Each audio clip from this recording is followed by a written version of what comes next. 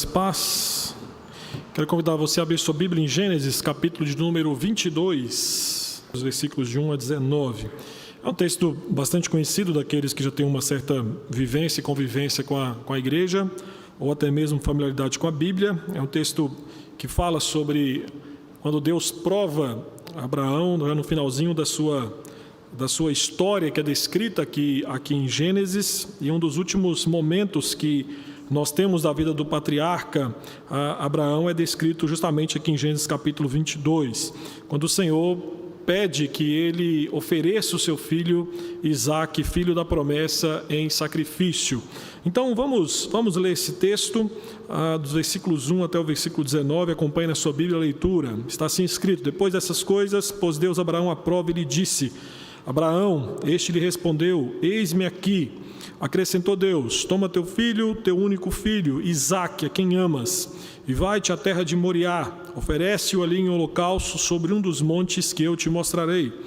Levantou-se, pois, Abraão de madrugada, e tendo preparado o seu jumento, tomou consigo 2 dos seus servos, e a Isaque seu filho. Rachou lenha para o holocausto, e foi para o lugar que Deus lhe havia indicado. Ao terceiro dia, erguendo Abraão os olhos, viu o lugar de longe. Então disse a seus servos: esperai aqui com o jumento, eu e o rapaz iremos até lá, e havendo adorado, voltaremos para junto de vós. Tomou Abraão a lenha do holocausto e a colocou sobre Isaque, seu filho. Ele, porém, levava nas mãos o fogo e o cutelo. Assim, caminhavam ambos juntos. Quando Isaque disse a Abraão, seu pai: meu pai, respondeu Abraão: eis-me aqui, meu filho. Perguntou-lhe Isaque: eis o fogo e a lenha, mas onde está o cordeiro para o holocausto? Respondeu Abraão: Deus proverá para si, meu filho, o cordeiro para o holocausto. E seguiam ambos juntos. Chegaram ao lugar que Deus lhe havia designado, e ali ele edificou Abraão um altar. Sobre ele dispôs a lenha, amarrou Isaque, seu filho, e o deitou no altar em cima da lenha. E estendendo a mão, tomou o cutelo para imolar o filho. Mas do céu lhe bradou o anjo do Senhor: Abraão, Abraão. Ele respondeu: eis-me aqui. Então lhe disse: não estendas a mão sobre o rapaz e nada lhe faças, pois agora sei que temes a Deus, porquanto não me negastes o teu filho, o teu único filho. Tendo Abraão erguido os olhos, viu atrás de si um carneiro preso pelos chifres entre os arbustos. Tomou Abraão o carneiro e ofereceu em holocausto em lugar do seu filho. E pôs Abraão por nome aquele lugar: o Senhor proverá. Daí dizer-se até o dia de hoje: no monte do Senhor se proverá. Então do céu bradou pela segunda vez o anjo do Senhor a Abraão e disse: jurei por mim mesmo, diz o Senhor, porquanto fizeste isso e não me negaste o teu único filho, que deveras te abençoarei e certamente multiplicarei a tua descendência como as estrelas do céu e como a areia na praia do mar. A tua descendência possuirá a cidade dos seus inimigos. Nela serão benditas todas as nações da terra, porquanto obedecestes a minha voz. Então voltou Abraão aos seus servos e juntos foram para Berseba, onde fixou residência. Meus queridos, o tema que eu quero dar para esse sermão é confiando no Deus provedor. Confesso para os irmãos que, pensando em provisão do Senhor, em como que Deus de fato responde de forma providencial na vida dos seus servos, me veio à memória a história de Hudson Taylor. Hudson Taylor, um missionário bastante conhecido por conta de ser considerado por muitos como um dos pais ou pioneiros das missões modernas. Esse homem era um inglês que dedicou a sua vida, praticamente boa parte da sua vida, a fazer missões na China. Em 1900, quando Hudson Taylor estava na China, naquele país estourou uma rebelião, conhecida como a rebelião dos Boxers. E nesta rebelião que assolou o país, muitos cristãos foram mortos. Nesse período, o missionário Hudson Taylor, que ali estava na China, recebia telegramas atrás de telegramas, relatando o massacre de cristãos e apoiadores da sua missão. E naquelas circunstâncias em que ele se achava, ele sobreviveu apoiando-se em Deus. E uma de suas célebres frases nesse período foi a seguinte: estou tão debilitado que não consigo escrever, não consigo ler a Bíblia, não consigo sequer orar, só consigo ficar quieto nos braços de Deus como uma criança e confiar. Com algumas vacilações, Abraão é descrito como um homem de fé que confiou na promessa de Deus como uma criança se aquietando nos braços do seu pai. Nós vemos isso, querido, em sua partida, lá em Gênesis capítulo 2, quando ele recebe a primeira ordem do Senhor juntamente com uma promessa. Capítulo 15, nós vamos ver novamente a promessa sendo reenfatizada e novamente Abraão não apenas confiando na promessa do Senhor, mas também a obedecendo. Gênesis 17, há uma outra promessa condicionada à circuncisão. E novamente nós vamos ver não apenas Abraão obedecendo a Deus, mas também confiando em sua palavra. E em Gênesis capítulo 21, quando se concretiza a promessa do Senhor e o nascimento de Isaac. É fato que após o nascimento de Isaac, nós temos que nos lembrar lá em Gênesis capítulo 12, quando Deus faz a promessa de que através de Abraão, ele teria uma descendência numerosa e que através do descendente de Abraão, as famílias da terra seriam abençoadas. Alguns capítulos depois, Deus faz a promessa que mesmo na velhice, Abraão e sua esposa Sara teriam um filho, que é justamente Isaac. Então o ponto é, capítulo 21, Isaac nasce. Se a história de Abraão e Isaac terminasse no capítulo 21, com o nascimento de Isaac, nós entendemos que seria o conto de fadas perfeito. Só que em Gênesis 22, algo inesperado acontece. E o que nós encontramos nesse texto, meus irmãos, é o quanto a fé em Deus é algo sério. Essa narrativa mostra que a história de Abraão não é um conto de fadas, não é uma história de Hollywood em que todos são felizes para sempre, mas é uma história em que a fé em Deus é provada. Neste episódio, Abraão tem que confiar no Senhor, mesmo quando o Senhor parece voltar atrás em suas promessas da aliança, ratificadas quase que durante todo o seu percurso de vida com Deus. Entretanto, quando Abraão obedece e confia, o que o texto nos mostra é que o Senhor provê e ao mesmo tempo o Senhor fala com ele uma última vez, reafirmando todas as bênçãos prometidas de uma forma mais elevada. Então, pensando nessa ideia de que devemos confiar no Senhor como um Deus provedor, eu quero lhe mostrar nessa noite, através da vida e exemplo de Abraão, como que nós demonstramos essa confiança nesse Deus provedor. O primeiro ponto que penso com você é que nós confiamos no Deus provedor quando nós demonstramos lealdade irrestrita ao Deus que servimos. Observe no texto, no versículo de número 1, que o texto começa dizendo, depois destas coisas, ou seja, depois do nascimento de Isaac e da expulsão de Ismael no capítulo 21, Deus resolve provar, Deus resolve testar novamente a fé de Abraão. A expressão que é dita aqui no texto, no versículo 21, essa ideia de provar, dá a ideia aqui, pelo hebraico, claramente que Deus resolveu testar Abraão. Partiu de Deus a ideia do teste. E o que é interessante é que lá no hebraico, na gramática hebraica, a ideia do provar é que Deus iria provar não de uma maneira tranquila, mas seria algo de forma bastante intensa. Então, o teste supremo é se Abraão estava disposto a sacrificar Isaac. Se de fato Abraão estava disposto a confiar em Deus, a ponto de oferecer o seu filho amado em holocausto ao Senhor. Então, eu quero que você entenda o seguinte: lê essa história, já sabendo o final, lá dos versículos 12 em diante, de que é um teste, e que Abraão passou nesse teste, é uma coisa. Mas é importante sempre que lemos um texto como esse, nos colocar no lugar de quem, de certa forma, o teste é lançado. Então, você que é pai, você que é mãe, você pode ter uma noção maior, mais profunda desse texto, quando você se coloca no lugar de Abraão. Como que você reagiria a esta ordem dada por Deus de oferecer o seu filho, e aqui no caso, o filho da promessa, em sacrifício ao Senhor? Então, surpreendido pela ordem de Deus, o que nós vemos no texto é que Abraão obedece imediatamente, sem nenhuma hesitação. O versículo 3 vai nos falar que ao romper da aurora, ele estava de pé, ou seja, debaixo dos propósitos divinos, ele não se esquiva de responder obedientemente. E o que é fascinante na história de Abraão é que no versículo 1 vai nos falar a resposta dele: eis-me aqui. E durante Gênesis, em 3 vezes, partir do capítulo 22 até aqui, capítulo 12 até aqui, Deus convoca Abraão a fazer alguma coisa.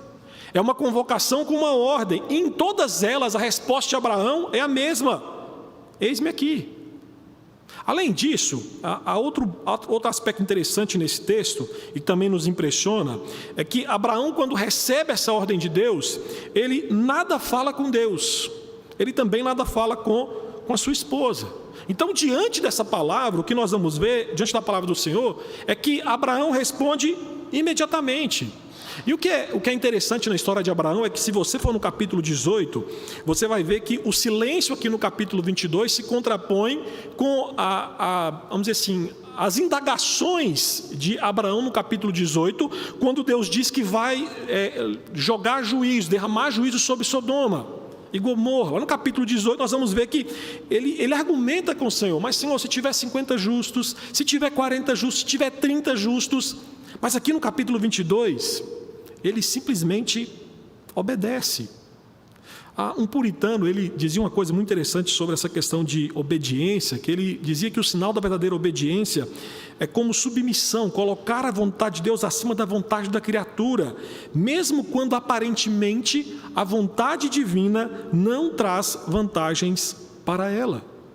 Então, durante 3 dias, o texto nos fala que Abraão viaja junto com Isaac. Durante 3 dias, Abraão não considerou desobedecer a ordem de Deus. E entenda uma coisa: este intervalo de 3 dias mostra que Abraão não obedeceu a Deus por mero súbito, ou um mero e súbito impulso. Não, esse teste nos mostra que realmente Deus estava provando a lealdade restrita de Abraão, e ele não considerou desobedecê-lo.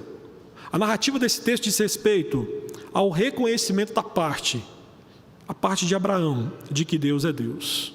O Deus que exige o filho de Abraão é aquele Deus que proíbe qualquer Deus alternativo, qualquer confiança alternativa. Ele insiste em ser confiável. E Deus realmente testa dessa maneira. Atente no versículo 12, o texto evidencia isso quando diz: agora sei que teme a Deus. Esta é a resposta do anjo do Senhor ao final do teste que Abraão é submetido. E aqui nos mostra a finalidade. O teste da fé aqui tinha como finalidade provar se a fé de Abraão estava tão somente apegada a Deus ou a outra coisa. Era para ver se Abraão amava mais a Deus do que a seu filho. É fato que quando nós olhamos essa palavra temer, nós pensamos que a ideia aqui é que Abraão teve medo de Deus. Não, mas não é. A ideia aqui de temer lá no hebraico é o equivalente a obedecer aos mandamentos de Deus. Ou seja, Deus havia ordenado que Abraão oferecesse o seu filho amado, e Abraão temeu a Deus, Abraão obedeceu a Deus. Além disso, o verbo provar também aqui, não apenas nessa passagem, mas em outras passagens bíblicas, lá no hebraico, é usado no sentido de determinar se Israel confiaria em Deus ou se ao mesmo tempo ele procuraria se apegar a outro Deus. E aqui é importante você entender que os primeiros leitores desse texto foi o povo de Israel que estava peregrinando no deserto pouco antes de entrar na terra prometida.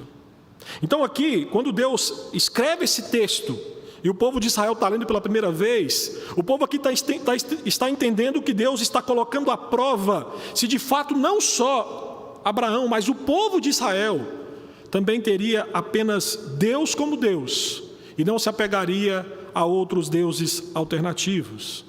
Por isso, provar nesse texto é no sentido de realmente testar se a lealdade de Abraão era apenas em Deus ou era uma lealdade dividida. Deus testou Abraão e ele, ao obedecê-lo, temendo, demonstrou que sua lealdade era totalmente ao Senhor. Ele confiava em Deus de forma integral. Mas, além disso, há um segundo ponto que podemos olhar para esse texto a partir da vida de Abraão e ver por que nós devemos confiar nesse Deus provedor, ou como que nós confiamos quando entregamos o que nos é mais precioso ao Senhor. Quando entregamos aquilo que nos é mais precioso ao Senhor, nós demonstramos que confiamos nesse Deus provedor. Compreenda que a severidade desse teste era a que tocava na pessoa que Abraão amava muito. Meus irmãos, por 10 vezes nessa passagem aparece o termo filho. E sempre que aparece a mesma palavra no texto, você pode entender que é importante essa menção dessa palavra. Não é uma palavra jogada por qualquer situação, não. A palavra repete 10 vezes, e aqui aponta para o enorme sacrifício que Deus estava exigindo de Abraão. E no versículo 2, demonstra a dificuldade que seria este teste para Abraão. Seu filho, seu único filho, a quem amas, e ofereça-o. Esta expressão, a quem amas, não significa que Abraão não amava o seu outro filho Ismael, mas aqui o seu amor é explicitamente declarado para enfatizar a preciosa posse que Isaque é aos olhos de seu velho pai. A passagem mostra que o seu coração, após a expulsão de Ismael, 14 anos antes, se afeiçoou ao seu único filho que lhe restava em casa. Além disso, esse teste envolvia aquele por intermédio de quem a promessa de Deus seria cumprida. Meus irmãos, estamos falando aqui do filho prometido por Deus a Sara e Abraão por muitos anos. Era através, humanamente falando, de Isaque que Abraão teria multidões de descendentes e possuiria a terra prometida. Então, matar Isaque aqui, humanamente falando, para Abraão, significava dar a Deus as promessas de Deus. Então, o adolescente que tinha sido o motivo do riso de seus pais por mais de uma década, de certa forma, o que nós estamos falando aqui é que, como filho da promessa, tudo estava focado em Isaque. Abraão, de fato, o amava com um intenso amor paterno. Só que no versículo 3, com 3 imperativos do Senhor, todo o mundo de Abraão desmorona. Toma, vá e ofereçam. Então, depois de décadas esperando o cumprimento da promessa, Deus lhe dá Isaque. E através de Isaque, Deus faria de Abraão uma grande nação. Mas, humanamente falando, sem Isaque, isto não poderia se tornar realidade. Isaque era a personificação, a materialização de todas as promessas de Deus. Ele era o ponto central de todas as esperanças de Abraão. Porém, agora Deus pede que Abraão ofereça a Isaque em um altar como holocausto. Eu não sei se você tem noção de como acontecia holocausto no Antigo Oriente, mas era algo bem pesado. Então, quando alguém oferecia um holocausto, primeiro cortava-se a garganta, depois era feito o desmembramento das partes do corpo da oferenda, e depois é um sacrifício de fogo no qual as partes desmembradas eram completamente consumidas no altar. Então, este é o horror que Abraão deve ter pensado. O seu filho amado, filho da promessa, o filho esperado por anos após anos, seria alvo deste tipo de holocausto. E um holocausto consumia totalmente o sacrifício, não sobraria nada. Seria como se Sara nunca tivesse dado à luz a Isaque, ou seja, a longa jornada de Abraão com Deus seria em vão. O futuro, ou as promessas do Senhor dadas a Abraão, humanamente falando, se tornaria fumaça. Deus estava pedindo, então, aqui que Abraão agisse contra o bom senso, contra as suas afeições naturais e suas esperanças nas promessas futuras. E o mais pesaroso aqui é que Abraão deveria fazer isso com as próprias mãos. O riso, que isso significa o nome de Isaque, seria perfurado pelas mãos do seu próprio pai. O riso cessaria porque o seu pai tiraria a sua vida. E Abraão teria sim que usar novamente a faca em seu filho. No capítulo 17, ele usa na circuncisão. E agora aqui, de certa forma, ele usa, ou teria que usar, para tirar a vida do seu filho. E o texto nos fala que Abraão caminha juntamente com seu filho até o local determinado, constrói o altar, coloca a madeira em ordem, amarra o seu filho Isaque e o coloca em cima da madeira. E o versículo 10 então nos mostra que, implacavelmente, sem hesitar, Abraão estendeu a mão, pegou a faca para sacrificar o seu filho. Mas no versículo 11, o anjo do Senhor o interrompe e diz que agora Deus sabe que Abraão o teme, porque ele não negou o seu filho amado.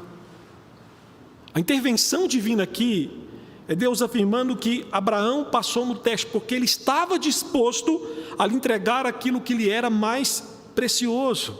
A fé de Abraão, de acordo com a narrativa bíblica, se apegava ao valor supremo Deus, porque ele não se esquivou de entregar aquilo que lhe era extremamente precioso, o seu filho.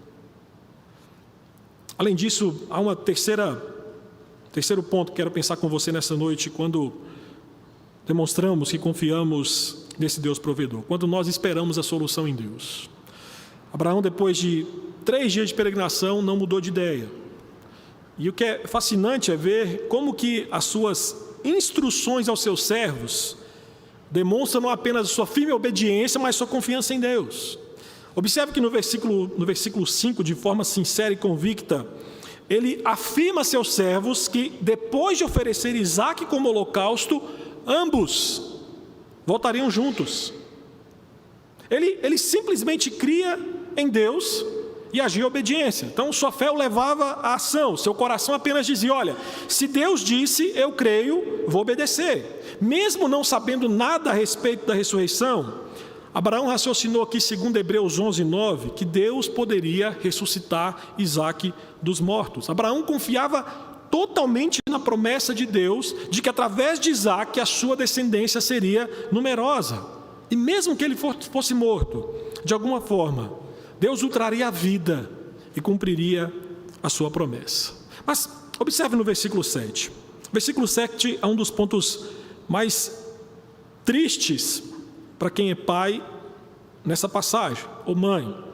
Isaque percebe que está faltando algo e pergunta ao seu pai: pai, está aqui o fogo, está aqui a madeira, está aqui o cutelo, mas onde está o cordeiro para o holocausto? Pense em Abraão como um pai ao receber esse tipo de questionamento. As palavras de Isaque aqui devem ter dilacerado o coração do seu pai como uma faca. Onde está o cordeiro? E aqui é importante você entender que não indica aqui, assim, de certa forma, indica não apenas a ingenuidade de Isaque, mas também a confiança absoluta de Isaque em seu pai. E aí no versículo 8, então, Abraão responde: o próprio Deus providenciará o cordeiro para fazermos o holocausto. Você pode pensar, mas aqui Abraão então está enganando Isaque. Não, Abraão não está enganando Isaque. Aqui Abraão simplesmente aponta que Deus proverá, que Deus trará a solução. Abraão aqui passa do problema para a fonte da solução.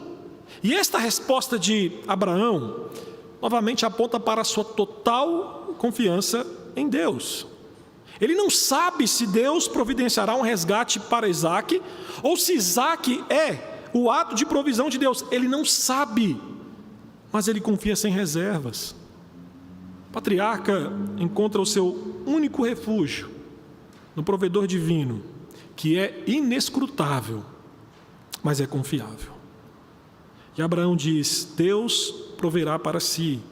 E aqui é uma forma literal de Abraão dizer: Deus é Deus. Deus proverá para si ao mesmo tempo uma declaração de confiança, mas também de esperança de futuro. João Calvino, comentando esse texto, nos fala que este exemplo é para a nossa imitação. Em tais dificuldades, o único remédio é deixar o evento para Deus, a fim de que Ele possa abrir um caminho para nós quando não há nenhum caminho. E o texto nos fala que quando Abraão estava pronto para sacrificar o seu filho, no versículo 13, o anjo do Senhor o interrompe. E o texto segue dizendo que, ao estender os olhos, ele vê a provisão de Deus, um cordeiro. Assim o cordeiro morre, Isaque vive.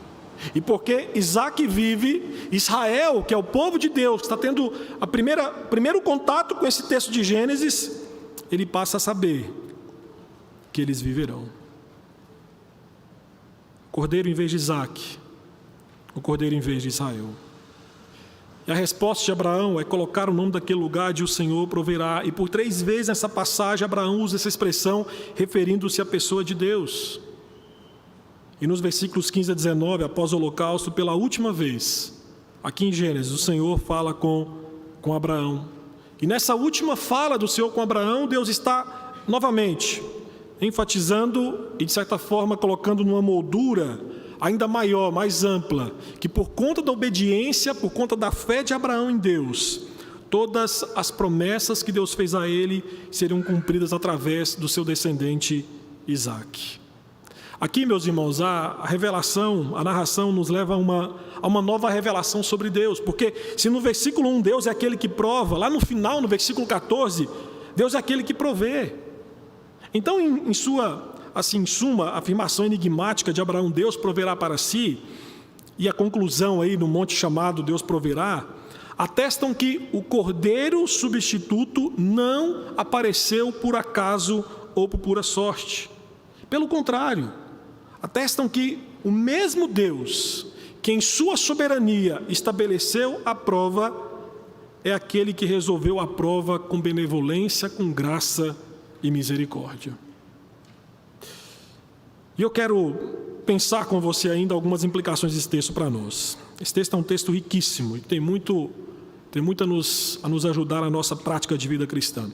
E eu quero pensar algumas implicações e quero lançar algumas perguntas para você nessas implicações. A primeira implicação é: você confia de fato na providência divina? Você confia nesse Deus provedor? Nós cantamos nessa noite sobre confiança. Nós cantamos que o seu amor não falha. Mas uma coisa é cantar, quando todo mundo está cantando. A outra é quando a nossa fé é testada, a nossa fé é provada. Meus queridos, ler essa história sem saber que era um teste do Senhor é terrível. Mas nós sabemos que era um teste, só que Abraão não sabia. Por isso que testes mostram como alguém realmente é. E geralmente testes ou provas da nossa fé envolvem dificuldades. E o entendimento é que um teste nos alerta para a verdade de que o crescimento na fé envolve provações. Quando Deus testa, quando Deus prova a nossa fé, ela é esticada e assim ela cresce. E aqui no texto que nós expomos nessa noite, a fé de Abraão foi esticada ao limite máximo para ver se ele iria se manter firme. E ele se manteve.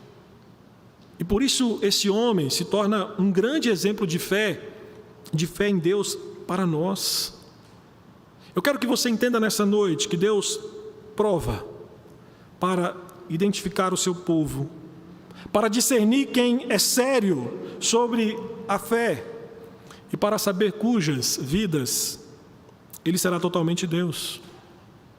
Confesso para você que, pensando no contexto de vida cristã que nós vivemos hoje, no cenário nacional, um texto como esse não é bem visto, a não ser a parte da provisão, não a parte do teste, porque nós vivemos atualmente cercados por pessoas que desejam uma religião extremamente complacente. Muitos desejam um Deus, ensinam sobre Deus, só que é um Deus que não prova o seu povo. Nós vivemos numa época, como dizia James Packer, de uma religião vida mansa. Nós vivemos o que muitos entendem como um deísmo moralista terapêutico, ou seja, a ideia de que Deus nos criou, mas não se envolve na nossa vida, é o deísmo. Moralista, porque está na ideia daquilo que eu posso fazer por mim mesmo, e terapêutico, porque eu sempre procuro meu bem-estar. Nós vivemos um cristianismo, infelizmente, de uma época de discipulado cristão sem custo, sem dificuldade. E digo para você, aquilo que chama e que nos atrai no que diz respeito à religiosidade e vida cristã, é a seguinte ideia: quanto mais fácil servir a Deus, melhor o é. Tem um ditado popular que diz que um mar tranquilo não produz um bom marinheiro. Entenda que na fé cristã é a mesma coisa. Uma vida cristã tranquila não produz uma vida cristã vigorosa. Meu querido, os tempos de teste para Israel e para todos nós que somos herdeiros de Abraão são aqueles momentos em que é sedutoramente atraente encontrar uma alternativa mais fácil e menos exigente que a de Deus. As provações são enviadas por Deus e nos levam a descobrir se de fato queremos dizer o que dizemos sobre a nossa fé ser unicamente fundamentada no Evangelho. Dessa forma, a nossa fé é constantemente confrontada, nossa fé é testada, nossa fé é provada. Entretanto, assim como a fé de Abraão foi estabelecida no meio da contradição entre o teste de Deus e sua provisão, o nosso também o é. O Deus que testa é o Deus que provê, o testador é o provedor. Então, ambas as verdades são reais, mas que devem ser apropriadas pela fé.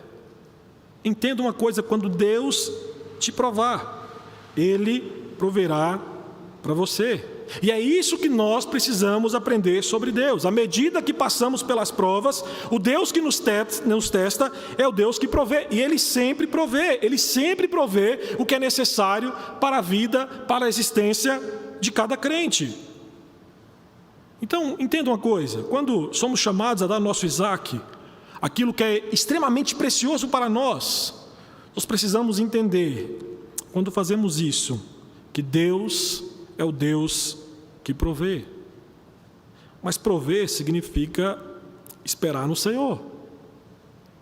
E te digo uma coisa: em um mundo em que somos impelidos a fazer, empreender, conquistar, ter que esperar e confiar na providência divina, sempre é um teste extremamente difícil para a nossa fé. É por isso que Spurgeon dizia que a nossa força é ficar quieto na presença do Senhor. A fé é o repousar do coração em Deus. Então digo para você nessa noite, meu irmão, no meio das provações que você tem passado, se aquiete e confie no Senhor, que a seu tempo lhe proverá muito mais do que você pede, do que você pensa ou do que você imagina. Como cantamos nessa noite, confie em Deus como você pode. Ele lhe dará muito mais do que você esperava, e então você confiará ainda mais nele. Deus sempre provê para o seu povo, dando boas dádivas que não podem ser explicadas e em alguns momentos nem mesmo esperadas. Mas há uma segunda implicação que penso contigo nessa noite, e gostaria que você refletisse a partir desse texto. Cristo é tudo em sua vida? Cristo é tudo em sua vida? Nesta passagem, Deus pediu a Abraão aquilo que lhe era mais precioso. Esse teste tocou naquilo ou naquele a quem ele amava demais. A ordem divina para Abraão: toma o teu único filho a quem amas e oferece em holocausto, escrutina o seu coração, evidenciando quem aquele homem mais amava. De certa forma, Deus pediu aquilo que era objeto de um afeto excessivo de Abraão para ver em quem o seu coração se apegava de verdade. Na história bíblica, meus irmãos, quero te falar que não foi apenas, vamos dizer assim, Abraão que teve a bênção de ser provado por Deus. Não, outros crentes passaram por situações difíceis, em que o seu amor e lealdade a Deus foram testados. Vai para 2 Coríntios capítulo 1, versículo 8 e 9, você vai ver isso. Você vai ver ali que Paulo dizendo que passou por várias aflições a ponto de ser esmagado, esperando a morte. Só que no versículo 9 ele vai dizer que o resultado é que ele deixou de confiar em si mesmo, como nós cantamos nessa noite, e aprendeu a confiar somente em Deus, que ressuscita os homens da morte. Abraão, Paulo, Jó, quantos outros homens foram submetidos a provas, mas todos demonstraram que o seu afeto último estava apegado à pessoa de Deus. Deixa eu te falar uma coisa: eu creio que essa pandemia, ou ainda estamos passando por ela, é uma grande prova, tem sido uma grande prova para escrutinar o nosso coração e evidenciar quem é tudo, ou o que é tudo para a nossa vida. Quantos de nós, em 2020, foram provados, perdendo emprego, outros hospitalizados, outros enlutados por conta da pandemia? Quantos de nós, antes da pandemia, pensávamos ter uma fé robusta, um contentamento em Cristo inabalável? E a pandemia veio e evidenciou que a nossa fé não é tão forte assim, que o nosso contentamento em Cristo não é tão inabalável assim. Compreenda que as provações da vida enviadas por Deus não visam a nossa destruição, mas a nossa edificação. Deus nunca, ao nos enviar uma prova, a envia para a nossa destruição, mas a envia para a nossa edificação. Mais do que isso, muitas vezes Ele usa as aflições como um diapasão para nos afinar com o tom da melodia celestial. Ele usa as provações para realinhar os nossos afetos. E quando Cristo Jesus nos chamou para tomar a nossa cruz e segui-lo, Ele estava dizendo que os nossos afetos, os nossos amores, os nossos anseios seriam realinhados ao dele. O pastor Jeff Smith, um escritor americano, diz que o chamado cristão é um chamado a querer o que Deus quer, a desejar o que Deus deseja, ansiar pelo que Deus anseia e almejar por um mundo onde Ele é tudo em todas as coisas. Então Jesus instrui, Jesus trata, Jesus corrige e purifica os nossos amores. Cristo é aquele que invade as regiões mais profundas, escondidas, aquecidas e apaixonadas do nosso coração e as redime. E somente quando Deus, através de Cristo, invade o nosso coração, tratando os nossos afetos, é que enxergaremos que para nós pecadores, Cristo não é tudo o que nós precisamos, mas Ele é tudo o que nós temos. Tem uma história que eu ouvi certa feita atrás, em um sermão, que uma família cristã voltava de um culto, quando o seu carro se envolveu em um acidente. E a filha do casal de 2 anos foi arremessada para fora do carro. E o pai, então, cristão, ao sair do carro e pegar a filha no seu colo, já desfalecida, aos prantos, ele orou, parafraseando o Salmo 73, versículos 25 e 26. Que mais tenho eu no céu? Não há outro em quem eu me compraza na terra. Ainda que minha carne e meu coração desfaleçam, Cristo é a fortaleza do meu coração e a minha herança para sempre. Alguém já disse que qualquer pássaro pode cantar em um dia ensolarado, mas só a espécie gerada com as marteladas nos cravos da cruz de Cristo pode entoar os hinos mais belos nas horas mais tenebrosas da sua existência. Meu irmão, que a música que saia sempre dos nossos lábios, como servos do Senhor, seja: se eu tiver Cristo e somente Cristo, eu tenho tudo de que preciso, tanto na vida quanto na morte. E a última pergunta para você nessa noite, que finaliza o sermão: você crê no Cordeiro substituto providenciado por Deus para a sua salvação? Você crê no Cordeiro substituto providenciado por Deus para a sua salvação? O objetivo dessa história para Israel, os primeiros leitores desse livro, é que o Senhor dá um cordeiro para o holocausto, para que Isaque e com ele Israel possam viver. Então, quando Israel ouviu essa narrativa de Isaque no altar, ouviu a história da sua própria existência pairando na balança. Para Israel, a morte ou a vida de Isaque é o coração do enredo. Então, no clímax, Isaque está apenas aqui a um golpe para morrer. Então, ele recebe sua vida de volta e um cordeiro é oferecido em seu lugar. Nessa narrativa, meus irmãos, Israel aprende que o Senhor provê um cordeiro para um holocausto, para que Isaque e os seus descendentes, Israel, possam viver. Deus queria ensinar a Abraão, a Isaque, a Israel, ao seu povo a viver apenas pela graça do Senhor, que provê uma oferta substitutiva para que seu povo possa viver. E o que é fascinante é que Jesus, lá em João 8,56, disse que Abraão, vosso pai, alegrou-se por ver o meu dia, viu e regozijou-se. Meus queridos, Abraão teve um discernimento exclusivo de que o caminho de salvação que foi estabelecido por intermédio de Jesus Cristo estava sendo explicitado aqui. Abraão viu que o cordeiro enviado e dado por Deus seria sacrificado em lugar do seu povo. E assim como um cordeiro toma o lugar de Isaque, Jesus, o Cordeiro de Deus, que tira o pecado do mundo, se coloca sob a espada da ira divina em nosso lugar. Nesse texto, Isaac só pôde voltar para casa junto com seu pai porque um cordeiro foi imolado em seu lugar. Sua redenção, seu resgate foi realizado com derramamento de sangue, e isto se aplica a nós. Nós só podemos caminhar para a casa do Pai Celestial porque o Cordeiro de Deus, Jesus Cristo, derramou o seu sangue em nosso lugar e a nosso favor. Entenda uma coisa: o cutelo da ira de Deus, que perfuraria a nossa existência caída com toda a força por conta dos nossos pecados, foi lançado sobre Cristo em nosso lugar naquela cruz. Deus colocou os nossos pecados sobre Jesus, e Ele, como nosso substituto, recebeu a punição dos nossos pecados, a punição que pertencia a cada um de nós, por causa dos nossos pecados. A morte caiu sobre Cristo.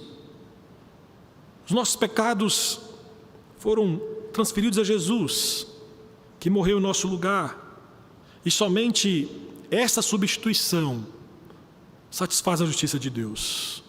A morte de Jesus foi sacrificial, substitutiva, a expiação vicária. Ele tomou o nosso lugar e sofreu a justa punição que nos era devida, porque nós transgredimos a lei de Deus. E nesse texto, eu não sei se você se atentou para isso, que mesmo após Abraão passar no teste, Deus não suspende o sacrifício. Ele apenas troca a vítima, e assim também acontece conosco. A graça nos liberta, mas é somente porque Deus pagou todo o custo da nossa redenção, através do Cordeiro de Deus que tira o pecado do mundo, Jesus Cristo. Deus provou e prova eternamente para nós que Ele é o Senhor que provê, porque proveu um cordeiro substituto, não somente para Isaac, mas para todos nós. Aquele cordeiro que foi sacrificado no lugar de Isaac é um símbolo, é um tipo de Cristo que morreu em lugar e em favor do seu povo. Jesus é sim o Cordeiro de Deus que tira o pecado do mundo. Jesus é o Cordeiro de Deus que foi imolado, sacrificado na cruz em nosso lugar. Por isso eu quero me dirigir a você que está aqui nessa noite, que ainda não crê nesse Cordeiro substitutivo, Jesus Cristo. Você não pode ser o seu próprio Salvador. Ninguém pode ser. Homem nenhum consegue se salvar parcialmente ou inteiramente. Por isso, se você não está em Cristo, a notícia ruim para você é que você é tudo o que você tem para a sua redenção. Se você não está em Cristo, não existe cordeiro substituto para você. Você é o próprio cordeiro. E a notícia mais trágica disso tudo é que o seu sangue derramado não tem qualquer valor remidor. Se você não crê no Cordeiro de Deus que tira o pecado do mundo, eu quero lhe falar que o cutelo da ira divina há de perfurar a sua existência quando você for lançado no lago de fogo no inferno. Se não temos a fé em Cristo, se não estamos em Cristo, o que nos resta é sermos imolados, porque transgredimos a lei de Deus. Mas para aqueles que estão em Cristo, a notícia boa é que nós podemos cantar a todos os pulmões aquilo que diz o hino 268, Jesus foi pendurado no madeiro e ali seu sangue foi vertido, onde cumpriu o nosso resgate. Nós vamos fazer isso, vamos cantar o hino 268 como resposta àquilo que nós ouvimos.